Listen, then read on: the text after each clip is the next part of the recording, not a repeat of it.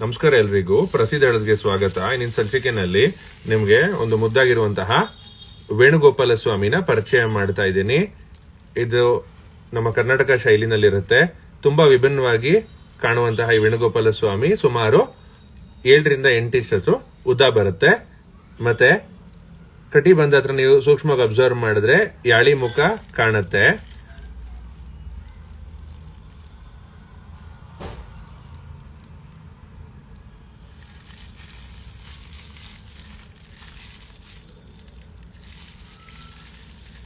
ಇದು vintage replica ಅಲ್ಲ, ಆದ್ರೆ ಹೊಸದ ವಿಗ್ರಹ. ಇದು ಯಾವ ತರ ಕಾಣುತ್ತೆ ಅಂತ ಒಂದು 360 ಡಿಗ್ರಿ ವ್ಯೂ ನಲ್ಲಿ ನೋಡ್ತಾ ಇದ್ರ ಬಗ್ಗೆ ಹೆಚ್ಚಿನ ಮಾಹಿತಿ ತಿಳ್ಕೊಳ್ಳೋಣ.